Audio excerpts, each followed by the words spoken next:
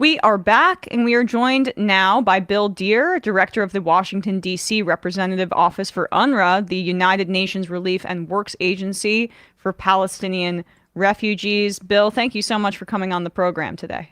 Well, it's my pleasure to be here. Thanks for the invitation. Of course. So, let's just start as broadly as possible for the audience. What is the history of UNRWA? What is its function for Palestinians as well within the Gaza Strip and beyond in places like East Jerusalem and the West Bank?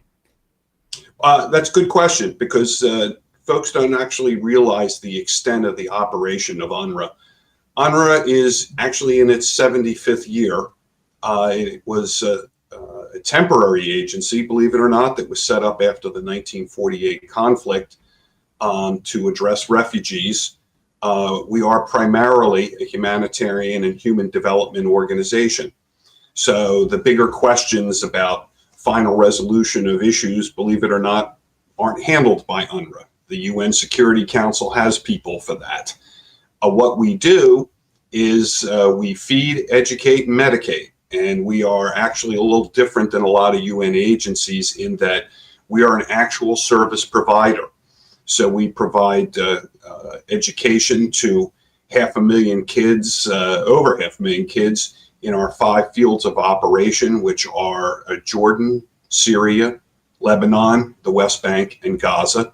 We run a healthcare network, a primary healthcare network, and we also provide humanitarian assistance. So, for example, in Gaza prior to October 7th, we provided direct food assistance to 1.2 million Palestine refugees. That means that we were bringing in, believe it or not, I think was 60 trucks a day. We represented over half of the food commodities that were imported into Gaza every month. So a family registered with UNRWA gets a quarterly food basket. The bigger the family, the bigger the basket. Things like flour, rice, beans, lentils, sunflower oil, and Lord help me, I have no idea why, sardines. So this is a little different animal in the world of the UN because we are actually on the ground as a direct service provider. Can you speak to the conditions 1948 and beyond that necessitated the UNRWA providing this kind of relief in the Palestinian territories? Well, UNRWA actually predates the UN agency that handles refugees for the rest of the world, the UN, what we call UNHCR, UN High Commission for Refugees. And that was because we thought it would be a temporary issue. Not we, right. The UN thought it would be temporary. And since this is now the longest unresolved political issue probably going on in the world right now, our work continues. Just 2 points about that. Believe it or not, so this was not set up by the UN Secretary General in 1949. The UN Secretary General didn't say, let's form an agency. No, this was a creation of the UN General Assembly led by the United States. And believe it or not, every 3 years we have to renew our mandate. The UN General Assembly has to vote to keep us going. So that's something that's not widely known about the agency, but it is not. The other thing folks don't realize is we're headquartered in Amman, and we're headquartered there for a reason, because during the Oslo process, it was really our belief that we were going to be turning the keys to the UNRWA system over to some entity. So, of course, as the Oslo process ground to a halt, we're in Amman with no one to turn the keys over. But I can tell you, and I've known a couple of commissioner generals now, even in the 5 years I've been working with the agency, every UNRWA commissioner general hopes they're the last commissioner general. And what has that every 3 year renewal process look like, I guess, in relation to, Israel's kind of contentious relationship with UNRWA and the United States as its primary diplomatic backer on the world stage? unlike the UN Security Council, which has the permanent vetoes of the five victors of World War II, the US, Russia, China, France, and England, the UN General Assembly operates on majority votes, and the UN General Assembly overwhelmingly approves the extension of the UNRWA mandate every 3 years. And that's basically, I would imagine, just to get Palestinians by, because, as you say, this is the longest conflict, or I mean, in my opinion, occupation, illegal occupation that has been yet to be resolved. In large part, I would imagine, and I guess I'm curious about your perspective, due to some internal obstacles that the U.S. does create with their Security Council vote. The status of Palestine refugees, and that is our responsibility, is what you call a final settlement issue. And it is not for the agency that is a humanitarian and human development organization to opine on those bigger picture matters, except to say that they are unresolved. And until these final settlement issues are unresolved, sadly, UNRWA goes on.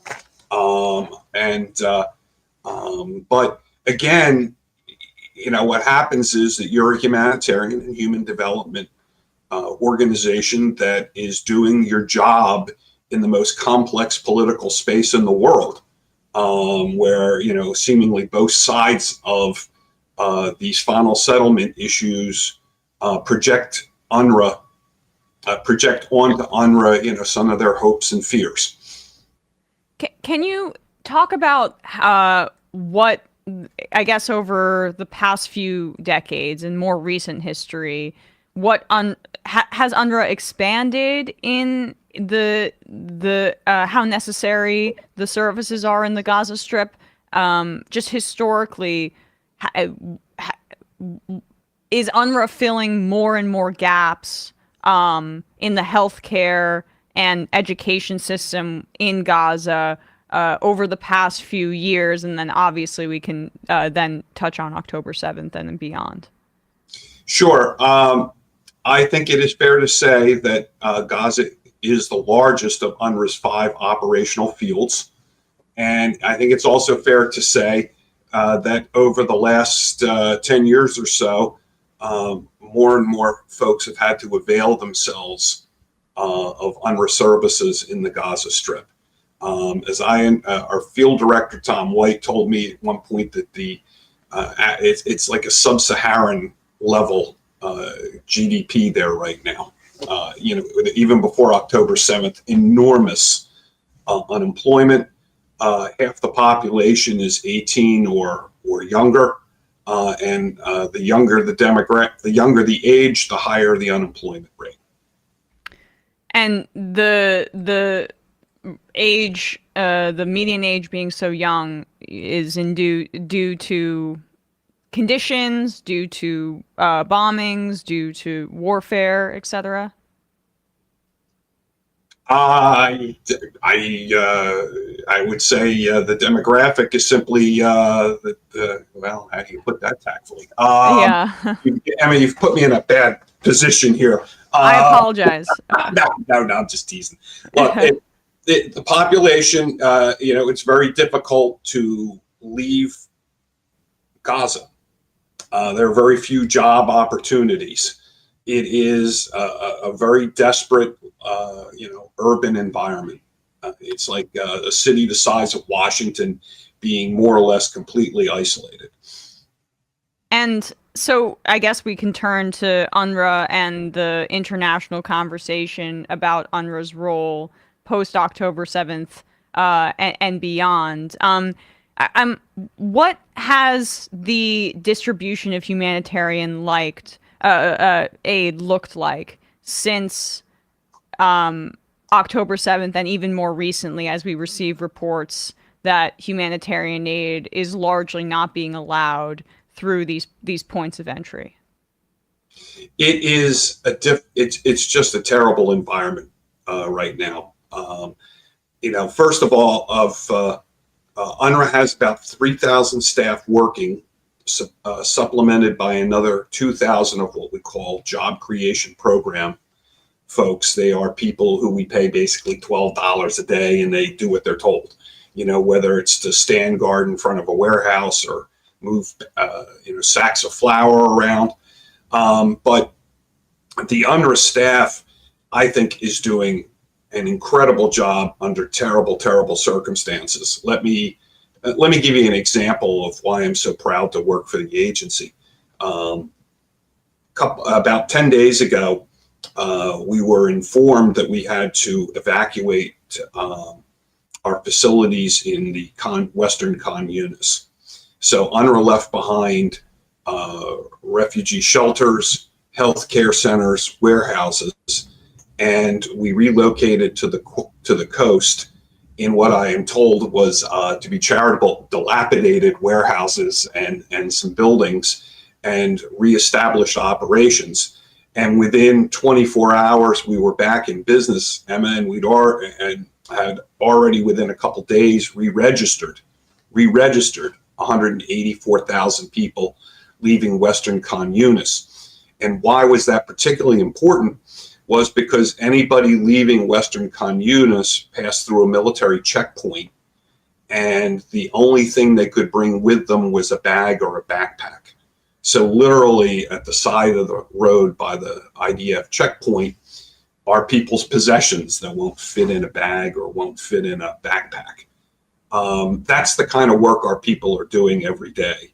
It is a difficult environment right now because there are problems bringing in goods at both the Rafah crossing and at Kerem Shalom. You may have seen, for example, the report, the Washington Post, I thought, did a very good report on protesters on the Israeli side at Kerem Shalom.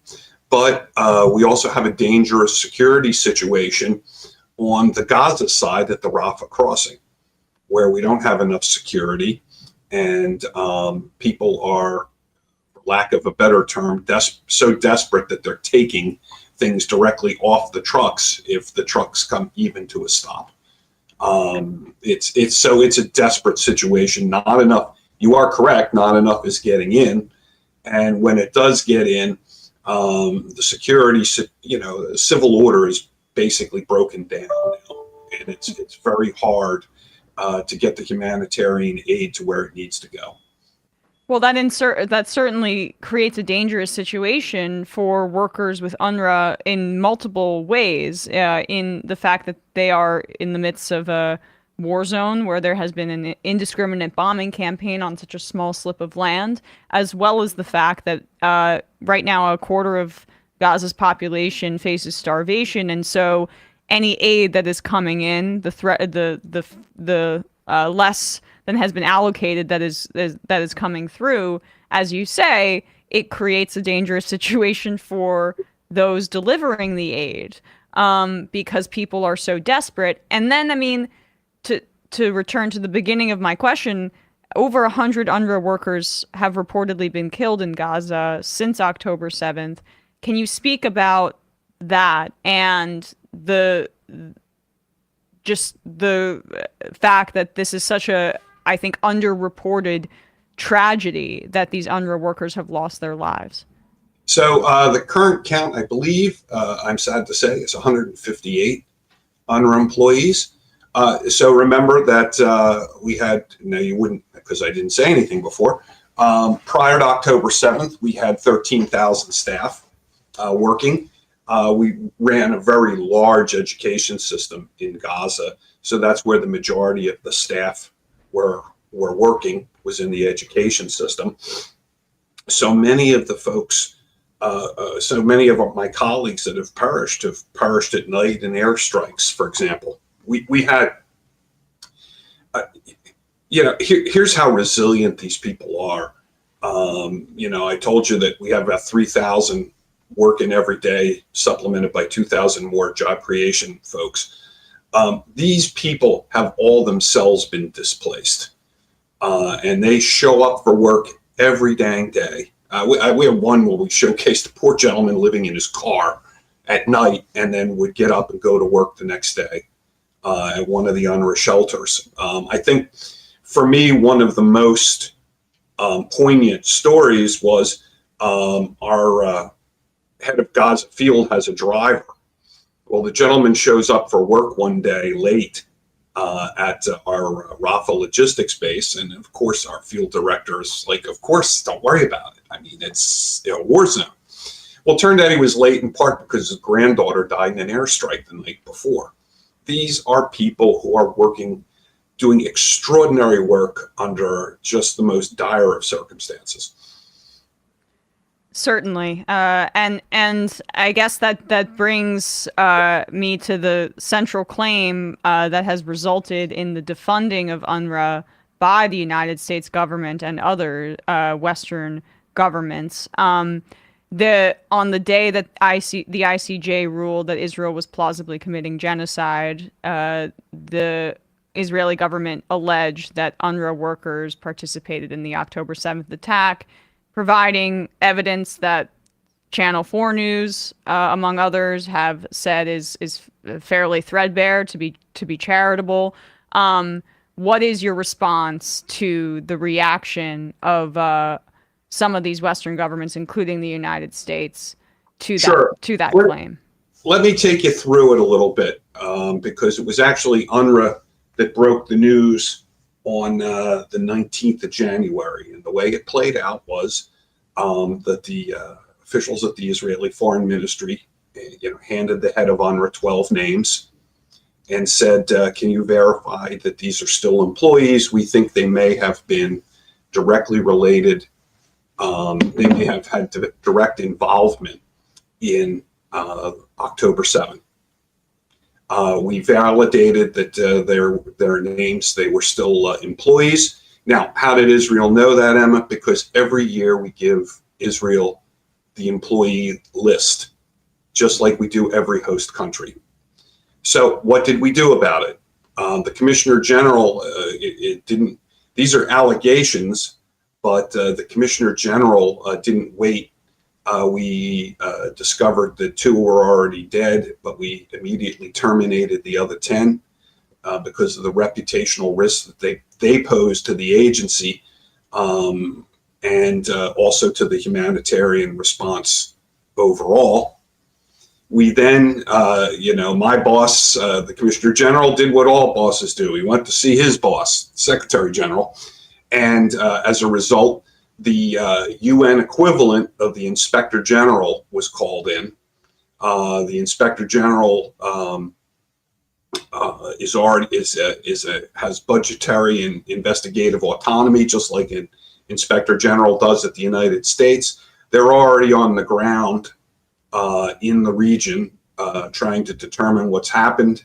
And as you noted, one of the things that the Inspector General, the investigation will turn on is how much will Israel tell them.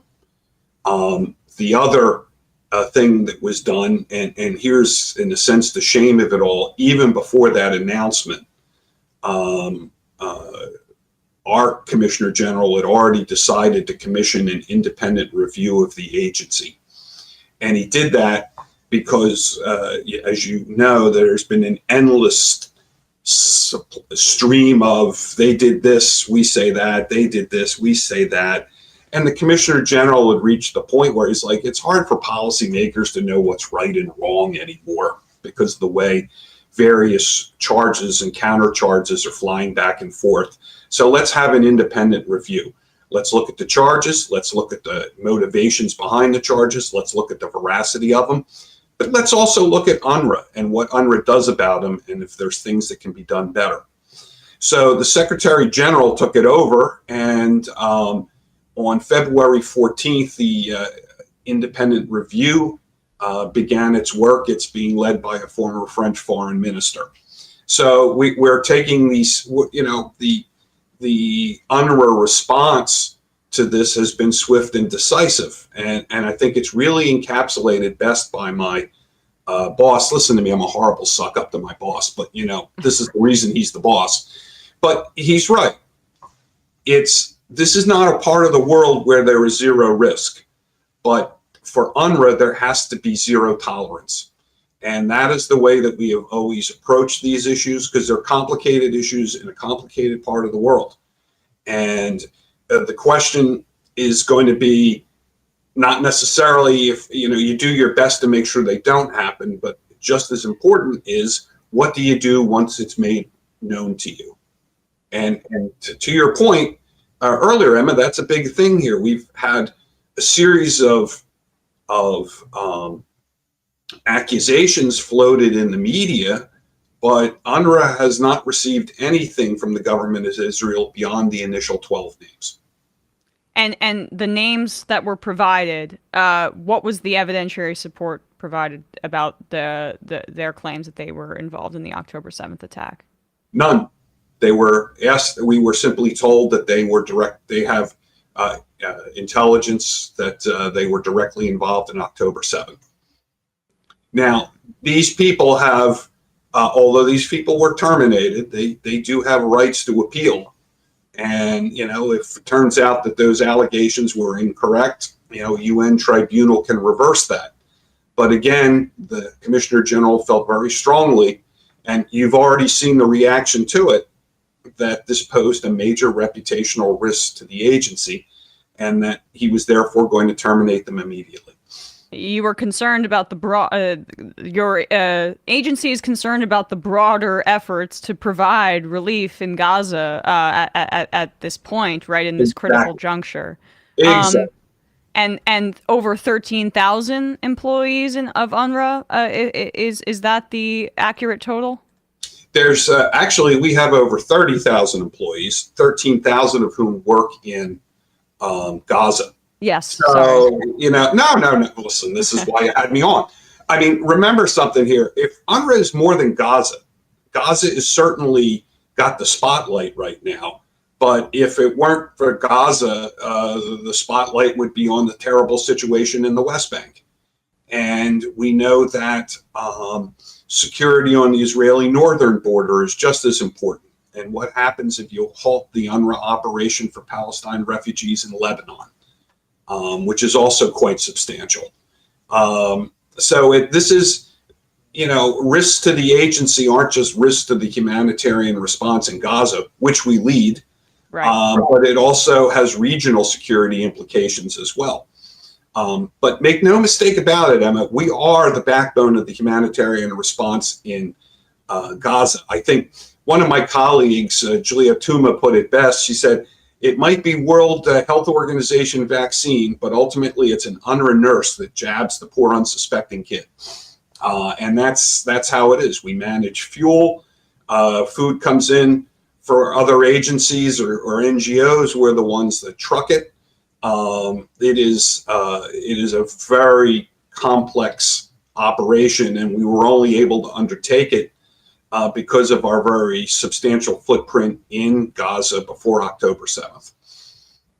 And what has the funding cuts? What have the funding cuts done? And what is the situation for UNRWA going forward with these governments, including the United States, removing funding?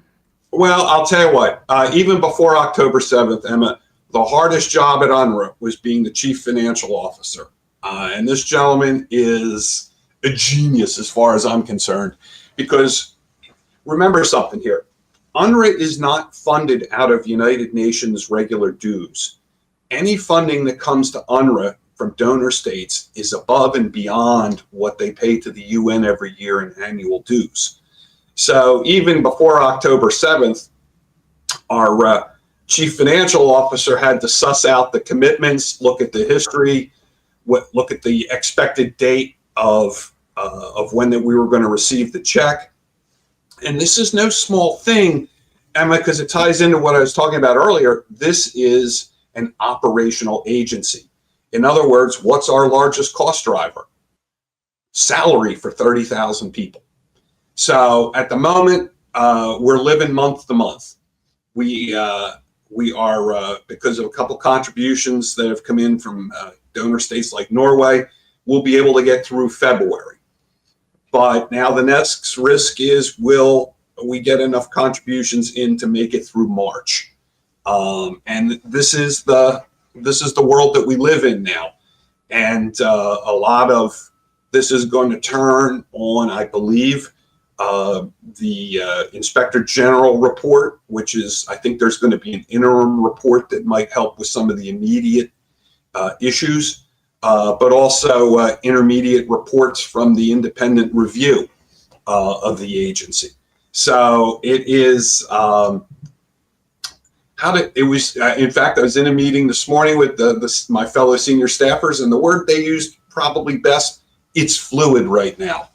But what we can tell you is that if we close up shop at the end of March, there's going to be substantial repercussions in the region. You don't just snap your finger and suddenly the WHO and UNICEF, for example, are delivering humanitarian response in Gaza. It just doesn't happen that way. So what is morale like with UNRWA right now? Because there have been, a lot of accusations thrown against the agents out there against the agency, and have there been efforts to kind of clear the name of UNRWA on this front? So first of all, as I mentioned, the workforce is over 30,000. Right. All but a couple hundred are Palestine refugees themselves. And so the morale, they're very tense. It's very concerning. In this part of the world, an UNRWA salary can support 2, 3, 4 families, for example. And now they know they're living month to month. What we do is, a big part of this for the Commissioner General, and he's absolutely right about this, is constant communication with the staff. Let them know what the state of play is. Let them know how hard you're working on their behalf. This is, and Emma, you've really hit it. It's a very frustrating time because you get accusation after accusation, but there's nothing ever shared with you to respond to it. So, for example, the Wall Street Journal did a story, I think the Monday after we announced that we had terminated the 12 employees, and it was a mastery of It was a mastery of a hatchet job, in the sense that the only two people that were named were the Secretary General of the UN and the Commissioner General of UNRWA. Everything else was sources, an Israeli source, people say. So the Wall Street Journal is looking at documents that you mentioned earlier, which we've never seen. And they obviously arrived at one conclusion, but as you noted, Sky News and I think News Channel 4 in Britain both looked at the same thing and didn't find it terribly compelling at all. Now, there was a document apparently waved about on Friday at the Munich Security Munich Security Conference, and we haven't seen that one either. And so the accusations fly with little by way of evidence to support them. So it is incredibly frustrating. Last question here. We had a viewer, calls themselves number 13, write in and said, have you had discussions with the Biden administration, and what direct explanations have there been, if so? We actually work very closely with the Biden administration. The Biden administration restarted support for UNRWA in 2021. The issue is the funding issue with the United States is a little less about the pause and a lot more to do with Congress, where unfortunately some of these attacks have found more than fertile ground in Congress. And, under our Constitution, taking off my UN hat just for a second, under our Constitution, Congress writes the check. So, it's very important that we be as transparent as possible with lawmakers, and that we hope that the administration will keep working with Congress to not prohibit U.S. funding to UNRWA. That would be $420 million last year. That's a big hole to fill. And if folks in this audience want to donate directly to UNRWA, where can they find a place to do so? Wow, that is very kind of you. There is a group here called UNRWA USA, which has amazingly the website unrwausa.org, and they will be happy to help you. All right. Well, we will put a link to that in the description of wherever people are listening or watching this and at majority.fm. Bill, thank you so much for your time today, and thank you for UNRWA's essential work, particularly in this critical moment. Well, Emma, it's very kind of you to have me on, and call anytime. Take care. Thanks so much.